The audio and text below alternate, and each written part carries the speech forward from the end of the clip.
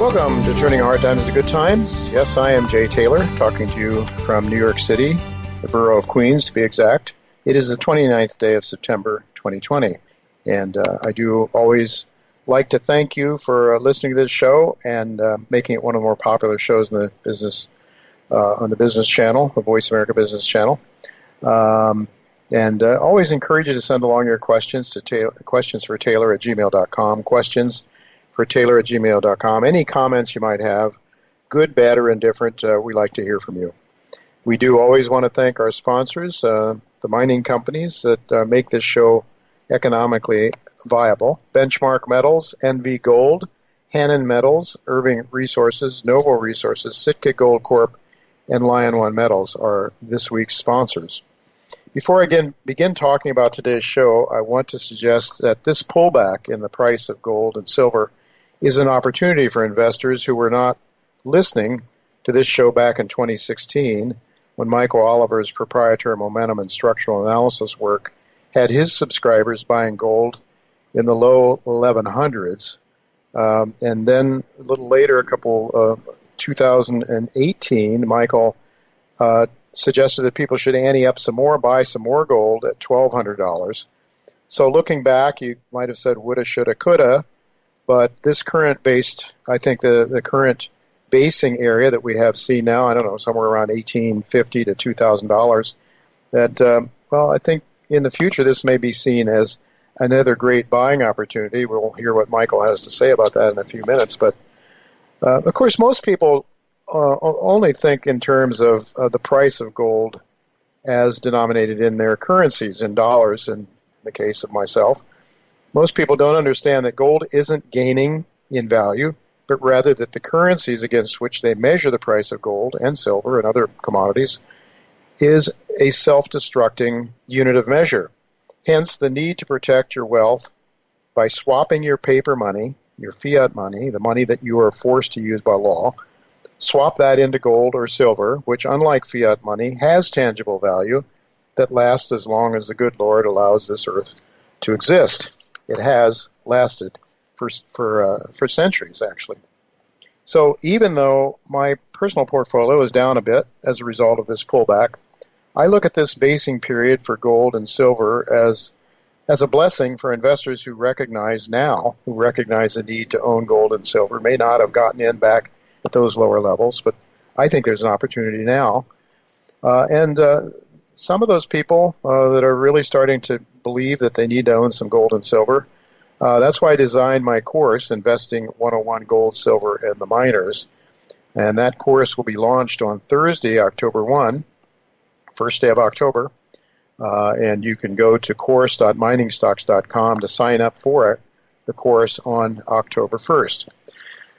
Even if you have some gold and silver, and I hope you do, that you have some in your possession, and maybe you haven't invested in the mining shares. So if that's the case, this course may be of value to you in that regard as well. I'd be using the experience that I've gathered over the last 3 or 4 decades in studying, analyzing, writing, investing about mining shares to pass that along in the course. And more importantly, Dr. Quinton Henning, who is probably the most sought-after exploration geologist in the world, at least certainly one of them, he is also providing some information about what he looks for before he invests his time, his good name, and his money in various mining projects. So the show, so again, that is course.miningstocks.com, course.miningstocks.com to sign up for my newsletter or for my course. It starts on October 1st. All right, with regard to today's show, I've titled it Rose-Colored Glasses or Reality. Lynn Alden, Michael Oliver, and Peter Ball return as guests. Legendary stock guru Richard Russell used to say that stockbrokers became wealthy because they didn't buy their own BS. Well, Washington and Wall Street are known for spinning tall tales of nirvana. They tell you how wonderful shares of stock are that they really can't wait to sell you. Wall Street's friends in Washington, I would suggest, are much of the same mindset. They also have a kind of snake oil that they can't wait to sell you. So not surprisingly, the Congressional Budget Office proclaims that there will be a V-shaped recovery with minimal future stimulus, and that federal debt as a percentage of GDP will quickly level off and remain level throughout the 2020s. Well, that really sounds like a rosy scenario to me. I do hope the CBO is right. Who in their right mind would not wish that to be true? But something is telling me that neither Michael Oliver or Lynn Alden, neither of whom are known to don rose-colored glasses, will see such a quick turn, a V-shaped recovery, if you will, back to normalcy. I hope that happens, but I have my reservations, and we'll hear what Lynn has to say in the second half of today's show. We'll see what her prognosis is for the economy. And as I mentioned in the second segment, Peter Ball will be with me. He heads up NV Gold Corporation. NV Gold has 3 very exciting gold projects, 2 in Nevada and 1 in British Columbia. All 3 of them will be seeing some drilling done before the end of this year. So I think this is a story, a very low-cap company that I'm really excited about, and I'm eager to hear what Peter has to tell us in the second segment right after our first commercial break. But getting back to the question of whether or not we can look forward to a V-shaped recovery, I am happy to tell you that Michael Oliver is with me now to share his thoughts and on that topic and more. Thanks for joining me, Michael. Hi, Jay. Good to be back. It's always good to have you back every other week. We can't get you every week. You're too much in demand, but we're glad at least we can get you every other week. So we've had this correction. Is it a correction in gold? And, what do you think we've bottomed yet, or what are your thoughts on gold right now from a longer-term perspective? Good chance that was the low. This is sort of a lesser version of what happened in March, which was really, it was also very short-lived. The sell-off in silver and gold miners in particular. Gold didn't have such a hit then, but the gold miners and the silver market back then had this V-shaped sell-off and recovery that you could measure literally in days. And so what they took away in days, they grabbed it all back, and then 2 and 3 times as much in the next several weeks. And I think that you're not. I hardly even call it a correction because most of our momentum metrics, call it short-term metrics, peaked in August, early August, with the price high, which was 2070 on spot gold, but then you had this very sharp sell-off into mid-August that lasted about 2 days. You got down into the, I think it was about 1870, 1860 on the nearby contract, and then you shot back up and spent the next month or two going sideways in between the high and the low. So you really weren't selling off anymore. But then as you crept along in time, and again, we measure things in time, not just momentum measurements, but how long is the momentum chart going down. In the case of a weekly oscillator, to be going down for 6, 7, 8 weeks, while price is mainly going sideways, is aging the process, meaning the corrective process is accumulating age on the downside. And yet the bears couldn't make any ground on it until last Wednesday. They finally went down and punched out that August 11th, August 12th low by enough to take it out. So you could say, oh, I ran the stops. And no doubt they did. Silver did a comparable thing, only deeper. And so did the gold miners. They all went down and took out an obvious price chart low, and they're all back above it now. So, it was like a quick sting, and then boop, right back up into the prior range. So I tend to think that might have been the low, and partly because of the age process. In other words, the sellers had been selling for like 2 months, and finally they made some money if they grabbed it. Right now, probably most of the sellers are about break even. Right, right. And so, Michael, I mean, most people watch the charts, and I look at your work all the time, and most often, I mean, you're really basing your thinking on the momentum work, usually. So if your momentum is still looking strong, you're not worried. But other people are looking at the charts and they're getting, they're having nervy busts over the declines. Well, the long-term momentum, which is what our primary thing, we try to focus on. That's why we call the bottom at 1140 in February 2016, et cetera, et cetera. There's nothing in it when you plot those charts that is in danger of breaking. In other words, there's not even a trend structure, where you could draw a line and say, okay, this is an uptrend or this is a floor, and there's not even one nearby. Therefore, usually the rule of thumb is this: if there's nothing to break, you're not going to change your trend.